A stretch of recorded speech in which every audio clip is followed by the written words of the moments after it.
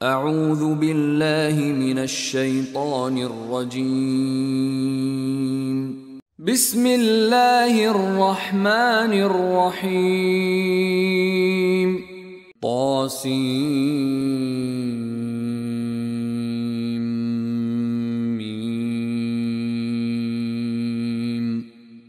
ত সিন মিম تلك آيات الكتاب المبين এগুলো সুস্পষ্ট কিতাবের আয়াত। نتلو عليك من نبأ موسى وفرعون بالحق لقوم يؤمنون আমি তোমার কাছে পাঠ করছি মুসা ও ফিরআউনের কিছু বৃত্তান্ত যথাযথভাবে এমন লোকদের জন্য যারা ঈমান আনে। إن فرعون علا في الأرض وجعل أهلها شيعا يستضعف طائفة منهم يذبح أبناءهم ويستحيي نساءهم إنه كان من المفسدين নিশ্চয় ফিরআউন মিশর দেশে উদ্ধত হয়েছিল এবং তার অধিবাসীকে নানা দলে বিভক্ত করেছিল। তাদের এক দলকে সে দুর্বল করে রেখেছিল, যাদের পুত্রদেরকে সে হত্যা করত আর কন্যাদেরকে বাঁচিয়ে রাখত। নিশ্চয় সে ছিল বিপর্যয় সৃষ্টিকারীদের অন্যতম। ونريد أن نمن على الذين استضعفوا في الأرض ونجعلهم أئمة ونجعلهم الوارثين আর আমি চাইলাম সেই দেশে যাদেরকে দুর্বল করে রাখা হয়েছিল তাদের প্রতি অনুগ্রহ করতে এবং তাদেরকে নেতা বানাতে আর তাদেরকে উত্তরাধিকারী বানাতে। ونمكن لهم في الأرض ونري فرعون وهامان وجنودهما منهم ما كانوا يحذرون আর জমিনে তাদেরকে ক্ষমতায় অধিষ্ঠিত করতে এবং ফিরআউন, হামান ও তাদের সৈন্যদেরকে দেখিয়ে দিতে যা তারা তাদের কাছ থেকে আশঙ্কা করছিল। وأوحينا إلى موسى أن أرضعيه فإذا خفت عليه فألقيه في اليم ولا تخافي ولا تحزني إنا رادوه إليك وجاعلوه من المرسلين আর আমি মুসার মায়ের প্রতি নির্দেশ পাঠালাম, তুমি তাকে দুধ পান করাও। অতঃপর যখন তুমি তার ব্যাপারে আশঙ্কা করবে তখন তাকে দরিয়ায় নিক্ষেপ করবে। আর তুমি ভয় করবে না এবং চিন্তা করবে না। নিশ্চয় আমি তাকে তোমার কাছে ফিরিয়ে দেব এবং তাকে রাসূলদের অন্তর্ভুক্ত করব। فالتقطه آل فرعون ليكون لهم عدوا وحزنا إن فرعون وهامان وجنودهما كانوا خاطئين অতঃপর ফিরআউন পরিবার তাকে উঠিয়ে নিল, পরিণামে সে তাদের শত্রু ও দুশ্চিন্তার কারণ হবে। নিশ্চয় ফিরআউন, হামান ও তাদের সৈন্যরা ছিল অপরাধী। وقالت امرأة فرعون قرة عين لي ولك لا تقتلوه عسى أن ينفعنا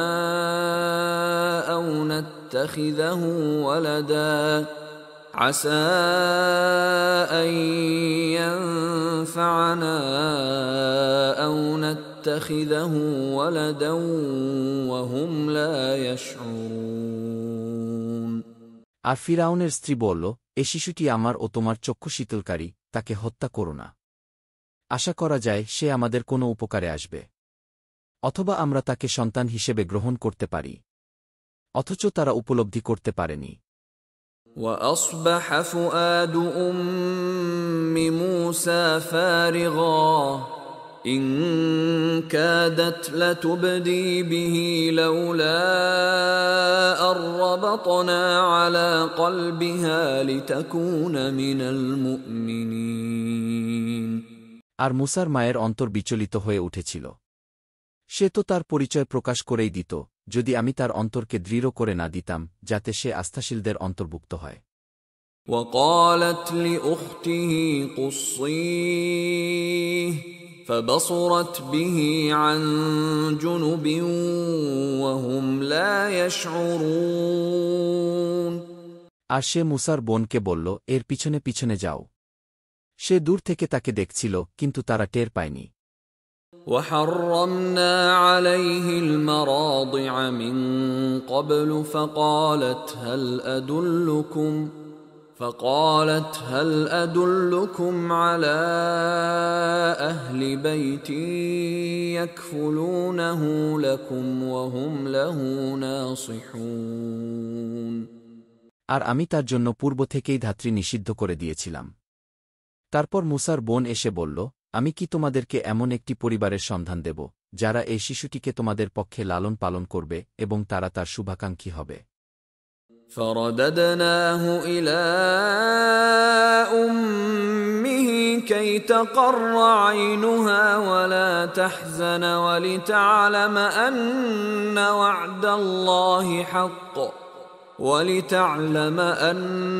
وعد الله حق ولكن أكثرهم لا يعلمون অতঃপর আমি তাকে তার মায়ের কাছে ফিরিয়ে দিলাম, যাতে তার চোখ জুড়ায় এবং সে যেন কোনো দুশ্চিন্তা না করে। আর সে যেন জানতে পারে যে নিশ্চয় আল্লাহর ওয়াদা সত্য, কিন্তু তাদের অধিকাংশই তা জানে না। وَلَمَّا بَلَغَ أَشُدَّهُ وَاسْتَوَى آتَيْنَاهُ حُكْمًا وَعِلْمًا وَكَذَلِكَ نَجْزِي الْمُحْسِنِينَ আর মুসা যখন যৌবনে পদার্পণ করল এবং পরিণত বয়স্ক হল, তখন আমি তাকে বিচার বুদ্ধি ও জ্ঞান দান করলাম। আর এভাবেই আমি সৎকর্মশীলদের পুরস্কার দিয়ে থাকি। ودخل المدينة على حين غفلة من أهلها فوجد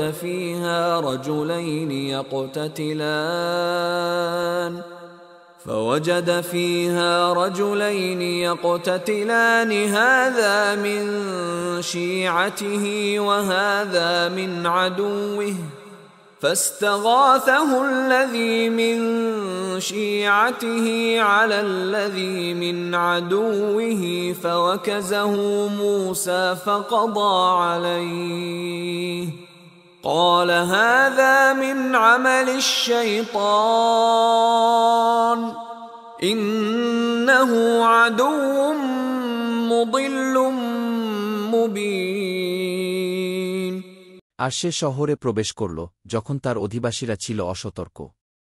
তখন সেখানে সে দুজন লোককে সংঘর্ষে লিপ্ত অবস্থায় পেল, একজন তার নিজের দলের এবং অপরজন তার শত্রু দলের। তখন তার নিজের দলের লোকটি তার শত্রু দলের লোকটির বিরুদ্ধে তার কাছে সাহায্য চাইল। অতঃপর মুসা তাকে ঘুষি মারল, ফলে সে তাকে মেরে ফেলল। মুসা বলল, এটা শয়তানের কাজ, নিশ্চয় সে পথভ্রষ্টকারী প্রকাশ্য শত্রু। قال رب إني ظلمت نفسي فاغفر لي فغفر له إنه هو الغفور الرحيم সে বলল, হে আমার রব, নিশ্চয় আমি আমার নফসের প্রতি জুলম করেছি, সুতরাং আপনি আমাকে ক্ষমা করে দিন। অতঃপর তিনি তাকে ক্ষমা করলেন। নিশ্চয় তিনি অতি ক্ষমাশীল, পরম দয়ালু। قال رب بما أنعمت علي فلن أكون ظهيرا للمجرمين মুসা বলল, হে আমার রব, আপনি যেহেতু আমার প্রতি নিয়ামত দান করেন, তাই আমি কখনো আর অপরাধীদের সাহায্যকারী হব না। فأصبح في المدينة خائفا يترقب فإذا الذي استنصره بالأمس يستصرخه قال له موسى إنك لغوي مبين অতঃপর ভীত প্রতীক্ষারত অবস্থায় সেই শহরে তার সকাল হল। হঠাৎ সে শুনতে পেল যে লোকটি গতকাল তার কাছে সাহায্য চেয়েছিল সে আবার সাহায্যের জন্য চিৎকার করছে। মূসা তাকে বলল, নিশ্চয় তুমি তো একজন স্পষ্ট বিভ্রান্ত ব্যক্তি। فلما أن أراد أن يبطش بالذي هو عدو لهما قال يا موسى أتريد أن تقتلني كما قتلت نفسا بالأمس إن تريد إلا أن تكون جبارا في الأرض وما تريد أن تكون من المصلحين। অতঃপর মূসা যখন উভয়েরই শত্রুকে ধরতে চাইল তখন লোকটি বলে উঠল, হে মূসা, তুমি কি আমাকেও হত্যা করতে চাও, যেমন গতকাল একটি লোককে তুমি হত্যা করেছ? তুমি তো জমিনে কেবল স্বৈরাচারী হতে চাচ্ছ, আর তুমি তো সংশোধনকারীদের মধ্যে অন্তর্ভুক্ত হতে চাচ্ছ না। وجاء رجل من أقصى المدينة يسعى قال يا موسى إن الملأ يأتمرون بك ليقتلوك فاخرج إني لك من الناصحين। আর শহরের দূরপ্রান্ত থেকে একজন লোক ছুটে আসল। সে বলল, হে মূসা, নিশ্চয় পারিষদবর্গ তোমাকে হত্যার পরামর্শ করছে, তাই তুমি বেরিয়ে যাও, নিশ্চয় আমি তোমার জন্য কল্যাণকামীদের একজন। فخرج منها خائفا يترقب قال رب نجني من القوم الظالمين। তখন সে ভীত প্রতীক্ষারত অবস্থায় শহর থেকে বেরিয়ে পড়ল। বলল, হে আমার রব, আপনি জালিম কওম থেকে আমাকে রক্ষা করুন।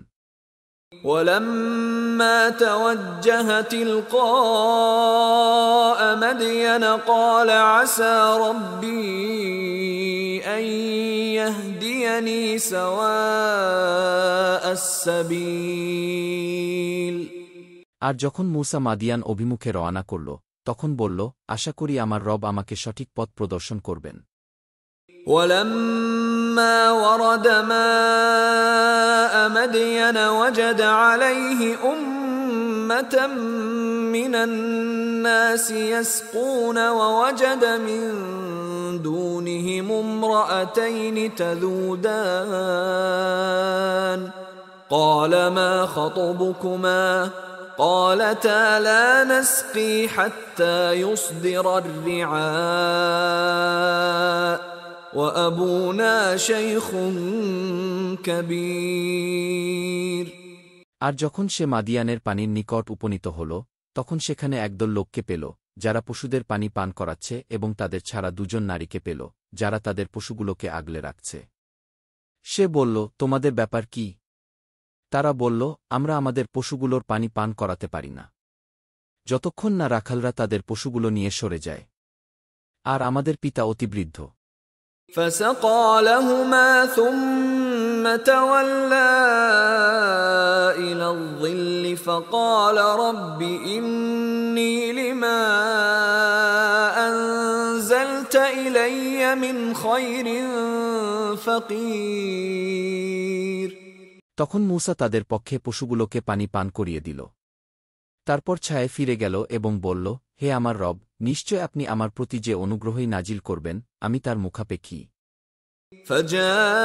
فجاءته إحداهما تمشي على استحياء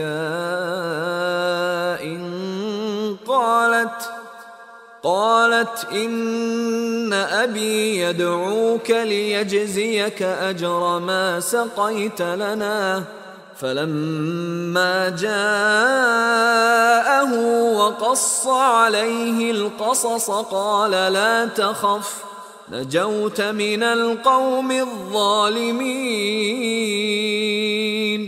অতঃপর নারীদ্বয়ের একজন লাজুকভাবে হেঁটে তার কাছে এসে বলল যে, আমার পিতা আপনাকে ডাকছেন যেন তিনি আপনাকে পারিশ্রমিক দিতে পারেন আমাদের পশুগুলোকে আপনি যে পানি পান করিয়েছেন তার বিনিময়ে। অতঃপর যখন মূসা তার নিকট আসল এবং সকল ঘটনা তার কাছে খুলে বলল তখন সে বলল, তুমি ভয় করো না। তুমি জালিম কওম থেকে রেহাই পেয়ে গেছ। قالت إحداهما يا أبت استأجره إن خير من استأجرت القوي الأمين। নারীদ্বয়ের একজন বলল, হে আমার পিতা, আপনি তাকে মজুর নিযুক্ত করুন। নিশ্চয় আপনি যাদেরকে মজুর নিযুক্ত করবেন তাদের মধ্যে সে উত্তম, যে শক্তিশালী বিশ্বস্ত।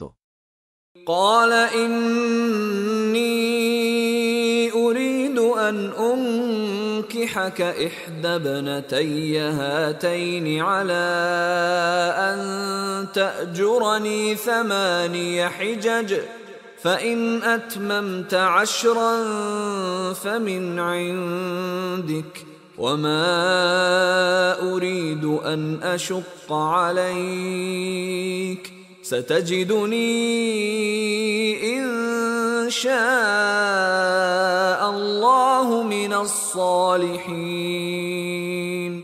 সে বলল, আমি আমার এই কন্যাদ্বয়ের একজনকে তোমার সাথে বিয়ে দিতে চাই এই শর্তে যে তুমি 8 বছর আমার মজুরি করবে, আর যদি তুমি 10 বছর পূর্ণ করো তবে সেটা তোমার পক্ষ থেকে অতিরিক্ত।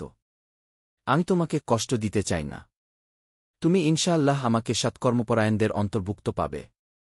قال ذلك بيني وبينك أيما الأجلين قضيت فلا عدوان علي والله على ما نقول وكيل। মুসা বলল, এই চুক্তি আমার ও আপনার মধ্যে রইল। 2টি মেয়াদের যেটি আমি পূরণ করি না কেন তাতে আমার বিরুদ্ধে অভিযোগ থাকবে না। আর আমরা যে বিষয়ে কথা বলছি আল্লাহ তা সাক্ষী। فلما قضى موسى الأجل وسار بأهله آنس من جانب الطور نارا قال لأهلهم كثوا إني آنست نارا لعلي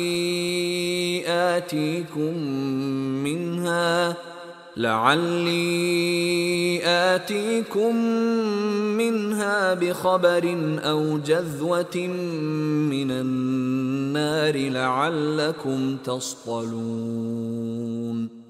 অতঃপর মূসা যখন মেয়াদ পূর্ণ করল এবং সপরিবারে যাত্রা করল তখন সে তুর পর্বতের পাশে আগুন দেখতে পেল।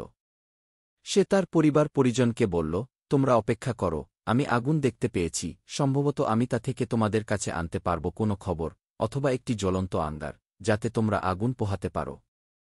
فلما أتاها نودي من شاطئ الوادي الأيمن في البقعة المباركة من الشجرة أن يا موسى إني أنا الله رب العالمين।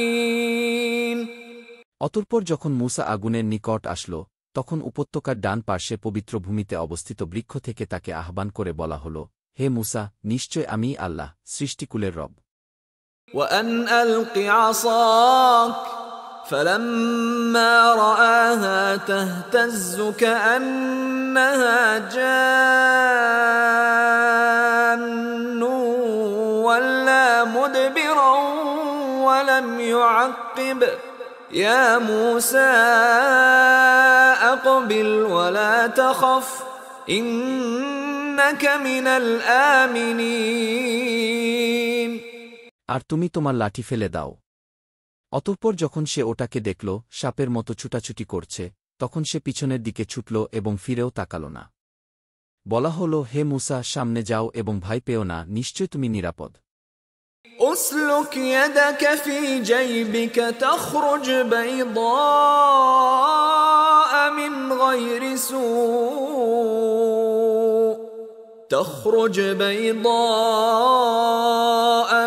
غير سوء واضمم إليك جناحك من الرهب فذلك برهانان من ربك إلى فرعون وملئه إنهم كانوا قوما فاسقين।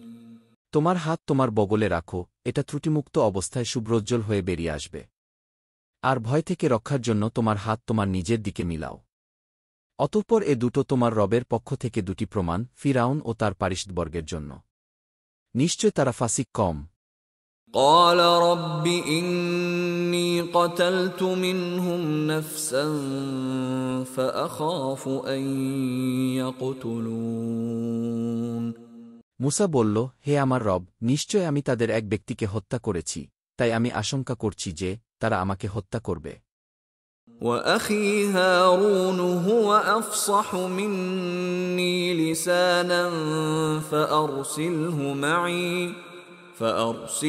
معي يرد أن يصدقني إني أخاف أن يكذبون। আর আমার ভাই হারুন, সে আমার চেয়ে স্পষ্টভাষী, তাই তাকে আমার সাথে সাহায্যকারী হিসেবে প্রেরণ করুন, সে আমাকে সমর্থন করবে। আমি আশঙ্কা করছি যে তারা আমাকে মিথ্যাবাদী বলবে। قال سنشد عضدك بأخيك ونجعل لكما سلطانا فلا يصلون إليكما بآياتنا أنتما ومن اتبعكما الغالبون। আল্লাহ বললেন, আমি তোমার ভাইয়ের মাধ্যমে তোমার বাহু শক্তিশালী করব এবং তোমাদের দুজনকে ক্ষমতা দান করব, ফলে তারা তোমাদের কাছে পৌঁছতে পারবে না। আমার নিদর্শনাবলী দ্বারা তোমরা ও তোমাদের অনুসারীরা বিজয়ী হবে। فلما جاءهم موسى بآياتنا بينات قالوا ما هذا إلا سحر مفترى وما سمعنا بهذا في آبائنا الأولين। অতঃপর মূসা যখন তাদের কাছে আমার সুস্পষ্ট নিদর্শনগুলো নিয়ে আসল, তখন তারা বলল, এ তো মিথ্যা জাদু ছাড়া আর কিছুই নয়, এবং এরূপ কথা আমাদের পিতৃপুরুষদের মধ্যেও শুনিনি। وقال موسى ربي أعلم بمن جاء بالهدى من عنده ومن تكون له عاقبة الدار إنه لا يفلح الظالمون। আর মূসা বলল, আমার রব সম্যক অবগত আছেন কে তার কাছ থেকে হিদায়াত নিয়ে এসেছে এবং আখিরাতে কার পরিণাম শুভ হবে। নিশ্চয় জালিমরা সফল হবে না। وقال فرعون يا أيها الملأ ما علمت لكم من إله غيري فأوقد لي يا هامان على الطين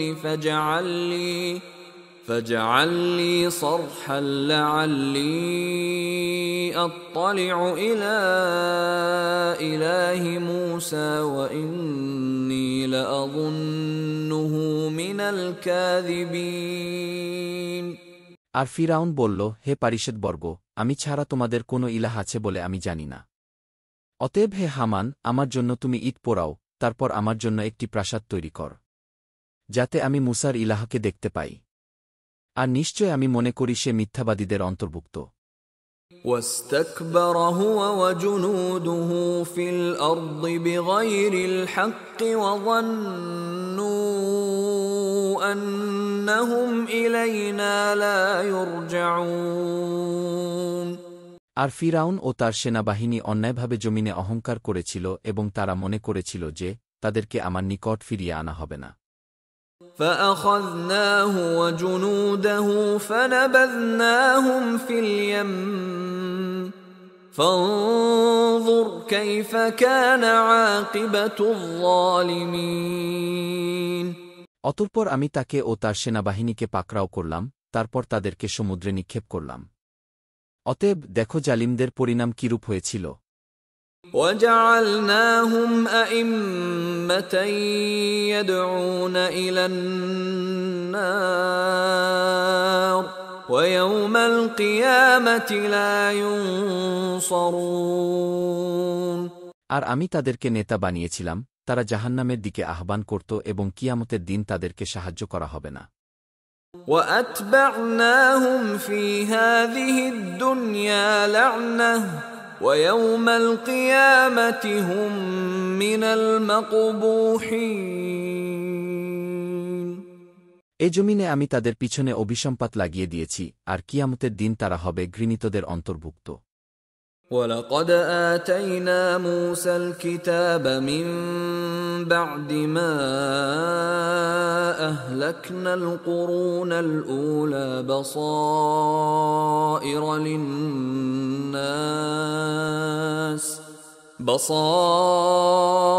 للناس وهدى ورحمة لعلهم يتذكرون আর অবশ্যই আমি পূর্ববর্তী বহু প্রজন্মকে ধ্বংস করার পর মানুষের জন্য আলোকবর্তিকা, হিদায়াত ও রহমত স্বরূপ মূসাকে কিতাব দিয়েছিলাম, যাতে তারা উপদেশ গ্রহণ করে। وما كنت بجانب الغربي إذ قضينا إلى موسى الأمر وما كنت من الشاهدين আর হে নবী, আমি যখন মূসাকে বিধান দিয়েছিলাম তখন তুমি তুর পাহাড়ের পশ্চিম পার্শ্বে উপস্থিত ছিলে না, আর তুমি প্রত্যক্ষদর্শীদের অন্তর্ভুক্ত ছিলে না। ولكننا أنشأنا قرونا فتطاول عليهم العمر وما كنت ثاويا في أهل مدين تتلو عليهم آياتنا ولكننا كنا مرسلين কিন্তু আমি অনেক প্রজন্মকে সৃষ্টি করেছি, তারপর তাদের উপর বহু যুগ অতিবাহিত হয়েছিল। তুমি তো মাদিয়ানবাসীদের মধ্যে অবস্থানকারী ছিলে না যে তাদের নিকট আমার আয়াতগুলো তুমি তিলাওয়াত করবে, কিন্তু আমি রাসূল প্রেরণকারী। وما كنت بجانب الطور إذ نادينا ولكن رحمة من ربك لتنذر قوما ما أتاهم من نذير لتنذر قوما ما أتاهم من نذير من قبلك لعلهم يتذكرون আর যখন আমি মূসাকে ডেকেছিলাম তখন তুমি তুর পর্বতের পাশে উপস্থিত ছিলে না, কিন্তু তোমার রবের পক্ষ থেকে রহমত স্বরূপ জানানো হয়েছে যাতে তুমি এমন কওমকে সতর্ক করতে পারো যাদের কাছে তোমার পূর্বে কোনো সতর্ককারী আসেনি, সম্ভবত তারা উপদেশ গ্রহণ করবে। ولولا أن تصيبهم مصيبة بما قدمت أيديهم فيقولوا ربنا لولا أرسلت إلينا رسولا فنتبع آياتك ونكون من المؤمنين তাদের কৃতকর্মের কারণে তাদের উপর কোনো বিপদ আসলে তারা যাতে বলতে না পারে, হে আমাদের রব, আপনি আমাদের কাছে কোনো রাসূল পাঠালেন না কেন? তাহলে আমরা আপনার আয়াতসমূহ অনুসরণ করতাম আর আমরা মুমিনদের অন্তর্ভুক্ত হতাম। فلما جاءهم الحق من عندنا قالوا لولا أوتي مثل ما أوتي موسى أولم يكفروا بما أوتي موسى من قبل قالوا سحران تظاهرا وقالوا إنا بكل كافرون অতঃপর যখন আমার নিকট থেকে তাদের কাছে সত্য আসলো তখন তারা বলল, মূসাকে যা দেয়া হয়েছিল তাকে কেন সেরূপ দেয়া হল না? ইতপূর্বে মূসাকে যা দেয়া হয়েছিল তারা কি তা অস্বীকার করেনি? তারা বলেছিল, দুটি জাদু একটি অপরটিকে সাহায্য করে। আর তারা বলেছিল, আমরা সবই অস্বীকারকারী। قل فأتوا بكتاب من عند الله هو أهدى منهما أتبعه إن كنتم صادقين। বলো, তাহলে তোমরা আল্লাহর কাছ থেকে এমন একটি কিতাব নিয়ে আসো যা এ দুটো কিতাব থেকে উৎকৃষ্ট, আমি তারই অনুসরণ করব, যদি তোমরা সত্যবাদী হয়ে থাকো। فإن لم يستجيبوا لك فاعلم أنما يتبعون أهواءهم ومن أضل ممن اتبع هواه بغير هدى من الله إن الله لا يهدي القوم الظالمين। অতঃপর তারা যদি তোমার আহ্বানে সাড়া না দেয়, তাহলে জেনে রাখো, তারা তো নিজেদের খেয়াল খুশির অনুসরণ করে। আর আল্লাহর দিকনির্দেশনা ছাড়া যে নিজের খেয়াল খুশির অনুসরণ করে তার চেয়ে অধিক পথভ্রষ্ট আর কে? নিশ্চয় আল্লাহ জালিম কওমকে হিদায়াত করেন না। وَلَقَدْ وَصَّلْنَا لَهُمُ الْقَوْلَ لَعَلَّهُمْ يَتَذَكَّرُونَ। আর আমি তো তাদের কাছে একের পর এক বাণী পৌঁছে দিয়েছি, যাতে তারা উপদেশ গ্রহণ করে। الذين آتيناهم الكتاب من قبله هم به يؤمنون। এর পূর্বে আমি যাদেরকে কিতাব দিয়েছিলাম তারা এর প্রতি ঈমান আনে।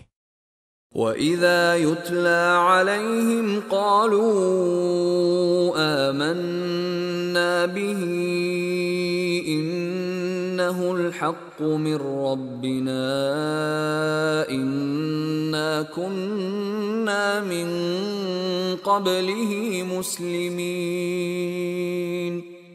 আর যখন তাদের নিকট তা তিলাওয়াত করা হয় তখন তারা বলে, আমরা এর প্রতি ঈমান এনেছি, নিশ্চয় তা সত্য আমাদের রবের পক্ষ থেকে। নিশ্চয় আমরা এর পূর্বেও আত্মসমর্পণকারী ছিলাম। أولئك يؤتون أجرهم مرتين بما صبروا ويدرؤون بالحسنة السيئة ومما رزقناهم ينفقون। তাদেরকে দুবার প্রতিদান দেয়া হবে, এ কারণে যে তারা ধৈর্যধারণ করে এবং ভালো দ্বারা মন্দকে প্রতিহত করে, আর আমি তাদেরকে যে রিস্ক দিয়েছি তা থেকে ব্যয় করে। وَإِذَا سَمِعُوا اللَّغْوَ أَعْرَضُوا عَنْهُ وَقَالُوا لَنَا أَعْمَالُنَا وَلَكُمْ أَعْمَالُكُمْ سَلَامٌ عَلَيْكُمْ لَا نَبْتَغِي الْجَاهِلِينَ। আর তারা যখন অনর্থক কথাবার্তা শুনে তখন তা থেকে বিমুখ হয় এবং বলে, আমাদের আমল আমাদের জন্য, আর তোমাদের আমল তোমাদের জন্য, তোমাদের প্রতি সালাম, আমরা অজ্ঞদের সাহচর্য চাই না।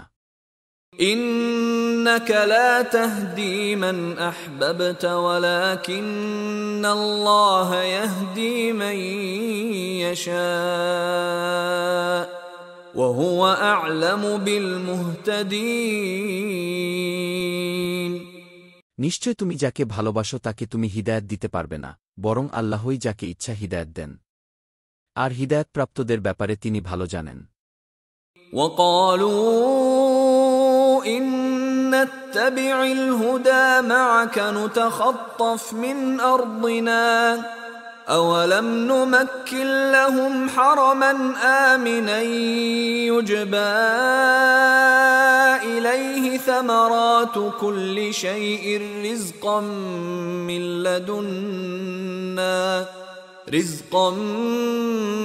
لدنا ولكن أكثرهم لا يعلمون।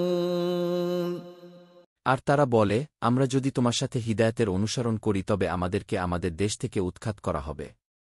আমি কি তাদের জন্য এক নিরাপদ হারাম এর সুব্যবস্থা করিনি? সেখানে সব ধরনের ফলমূল আমদানি করা হয় আমার পক্ষ থেকে রিস্কস্বরূপ, কিন্তু তাদের অধিকাংশই তা জানে না। وكم أهلكنا من قرية بطرت معيشتها فتلك مساكنهم لم تسكن من بعدهم إلا قليلا وكنا نحن الوارثين আর আমি কত জনপদকে ধ্বংস করেছি যার বাসিন্দারা তাদের জীবন উপকরণ নিয়ে দম্ভ করত। এগুলো তো তাদের বাসস্থান। তাদের পরে এখানে সামান্যই বসবাস করা হয়েছে। আর আমিই চূড়ান্ত মালিকানার ওয়ারিশ। وما كان ربك مهلك القرى حتى يبعث في أمها رسولا يتلو عليهم آياتنا وما كنا مهلك القرى إلا وأهلها ظالمون আর তোমার রব কোনো জনপদকে ধ্বংস করেন না যতক্ষণ না তিনি তার মূল ভূখণ্ডে রাসূল প্রেরণ করেন যে তাদের কাছে আমার আয়াতসমূহ তিলাওয়াত করে। আর কোনো জনপদের অধিবাসীরা জালিম না হলে আমি তাদেরকে ধ্বংস করি না। وما أوتيتم من شيء فمتاع الحياة الدنيا وزينتها وما عند الله خير وأبقى أفلا تعقلون আর তোমাদেরকে যা কিছু দেয়া হয়েছে তা দুনিয়ার জীবনের ভোগ ও সৌন্দর্য মাত্র।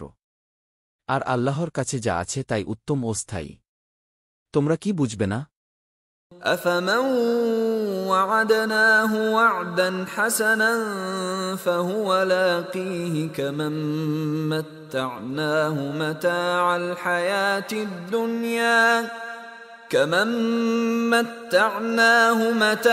الحياة الدنيا ثم هو يوم القيامة من المحضرين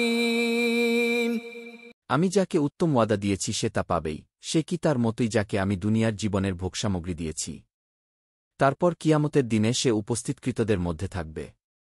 ويوم يناديهم فيقول أين شركائي الذين كنتم تزعمون আর সেদিন তিনি তাদেরকে আহ্বান করবেন, অতঃপর বলবেন, তোমরা যাদেরকে আমার শরীক মনে করতে তারা কোথায়? قال الذين حق عليهم القول ربنا هؤلاء الذين أغويناهم كما غوينا تبرأنا إليك ما كانوا إيانا يعبدون যাদের জন্য শাস্তির বাণী অবধারিত হবে তারা বলবে, হে আমাদের রব, ওরা তো তারা যাদেরকে আমরা বিভ্রান্ত করেছিলাম। তাদেরকে আমরা বিভ্রান্ত করেছিলাম যেমন আমরা বিভ্রান্ত হয়েছিলাম। আমরা আপনার কাছে দায় মুক্তি চাচ্ছি। তারা তো আমাদের ইবাদত করত না। وقيل ادعوا شركاءكم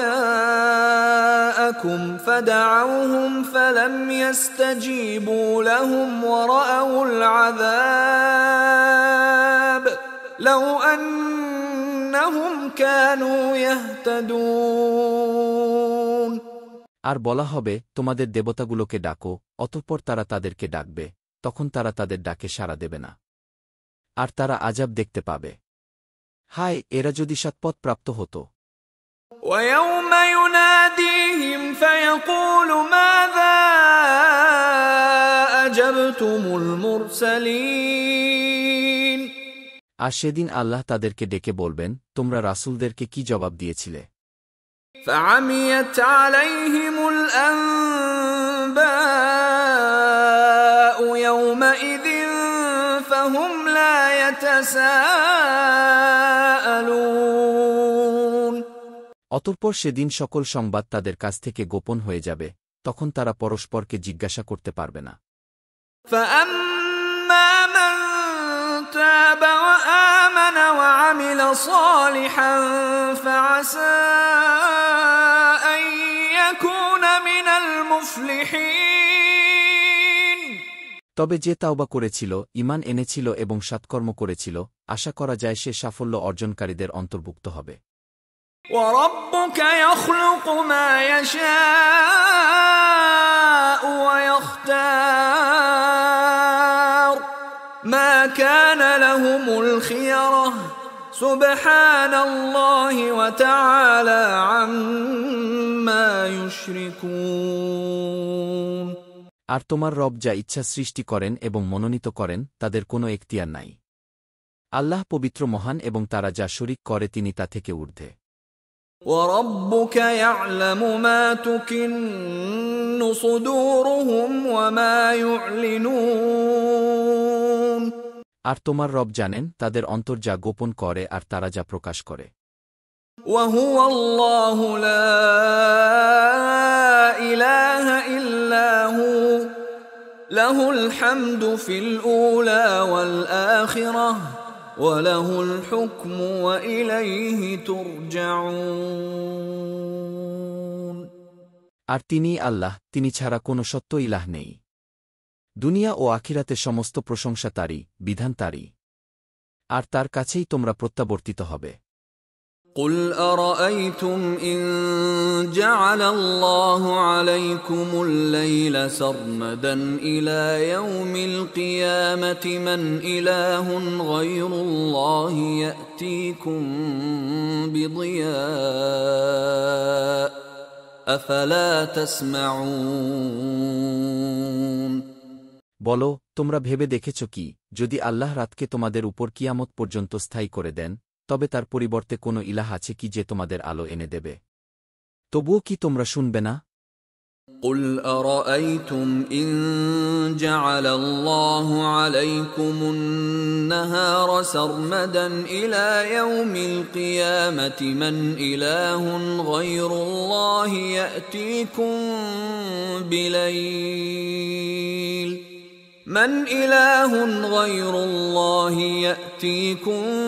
بِلَيْلٍ تَسْكُنُونَ فِيهِ أَفَلَا تُبْصِرُونَ। বলো, তোমরা ভেবে দেখেছ কি, যদি আল্লাহ দিনকে তোমাদের উপর কিয়ামত পর্যন্ত স্থায়ী করে দেন, তবে তার পরিবর্তে কোনো ইলাহ আছে কি যে তোমাদের রাত এনে দেবে যাতে তোমরা বিশ্রাম করবে? তবুও কি তোমরা ভেবে দেখবে না? وَمِن رَّحْمَتِهِ جَعَلَ لَكُمُ اللَّيْلَ وَالنَّهَارَ لِتَسْكُنُوا فِيهِ وَلِتَبْتَغُوا مِن فَضْلِهِ وَلَعَلَّكُمْ تَشْكُرُونَ। আর তার অনুগ্রহে তিনি তোমাদের জন্য রাত ও দিন করেছেন যাতে তোমরা বিশ্রাম নিতে পারো এবং তার অনুগ্রহ সন্ধান করতে পারো, এবং যেন তোমরা শুকর আদায় করতে পারো। وَيَوْمَ يُنَادِيهِمْ فَيَقُولُ أَيْنَ شُرَكَائِيَ الَّذِينَ كُنتُمْ تَزْعُمُونَ। আর সেদিন তিনি তাদের ডাকবেন। অতঃপর বলবেন, তোমরা যাদেরকে আমার শরীক মনে করতে তারা কোথায়? وَنَزَعْنَا مِن كُلِّ أُمَّةٍ شَهِيدًا فَقُلْنَا هَاتُوا بُرْهَانَكُمْ فَعَلِمُوا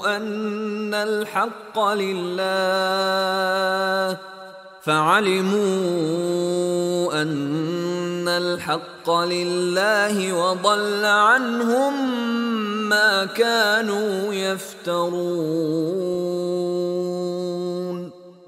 আর আমি প্রত্যেক জাতি থেকে একজন সাক্ষী বের করে নেব। অতঃপর আমি বলব, তোমাদের প্রমাণ নিয়ে আসো। তখন তারা জানতে পারবে যে নিশ্চয় সত্য আল্লাহর কাছেই এবং তারা যে সব মিথ্যা উদ্ভাবন করত তা তাদের থেকে হারিয়ে যাবে। إِنَّ قَارُونَ كَانَ مِن قَوْمِ مُوسَىٰ فَبَغَىٰ عَلَيْهِمْ وَآتَيْنَاهُ مِنَ الْكُنُوزِ مَا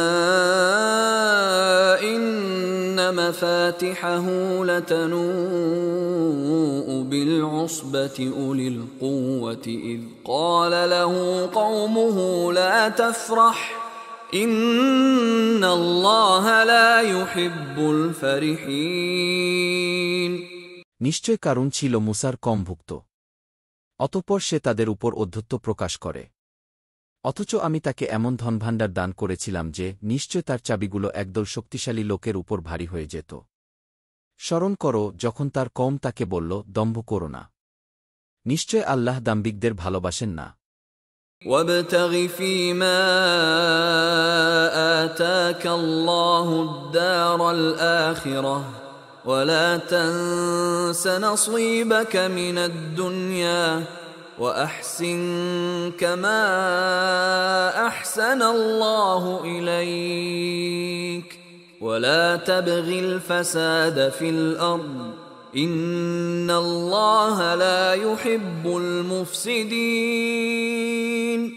আর আল্লাহ তোমাকে যা দান করেছেন তাতে তুমি আখিরাতের নিবাস অনুসন্ধান করো। তবে তুমি দুনিয়া থেকে তোমার অংশ ভুলে যেও না।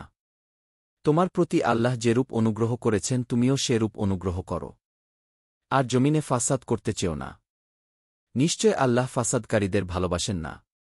قال إنما أوتيته على علم عندي أولم يعلم أن الله قد أهلك من قبله من القرون من هو أشد منه قوة وأكثر جمعا ولا يسأل عن ذنوبهم المجرمون। সে বলল, আমি তো এই ধনভাণ্ডার প্রাপ্ত হয়েছি আমার কাছে থাকা জ্ঞান দ্বারা। সে কি জানত না যে আল্লাহ তার পূর্বে বহু প্রজন্মকে ধ্বংস করে দিয়েছেন যারা ছিল তার থেকে শক্তিমত্তায় প্রবলতর এবং জনসংখ্যায় অধিক। আর অপরাধীদেরকে তাদের অপরাধ সম্পর্কে প্রশ্ন করা হবে না।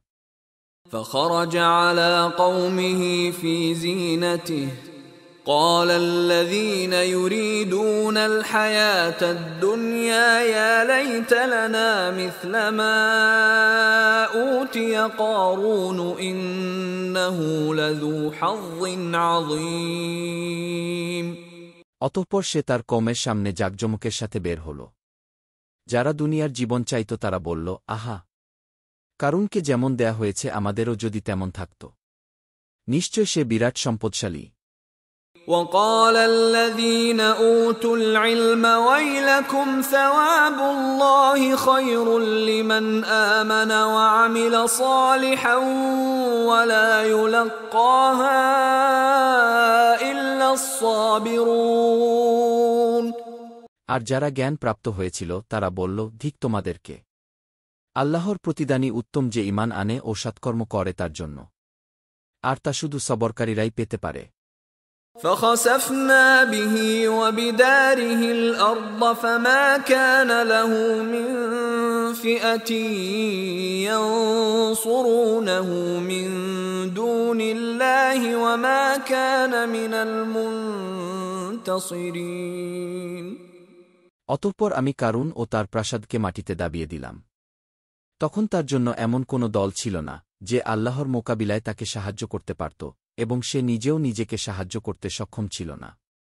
وأصبح الذين تمنوا مكانه بالأمس يقولون ويكأن الله يبسط الرزق لمن يشاء من عباده ويقدر لولا أمن الله علينا لخسف بنا ويكأنه لا يفلح الكافرون।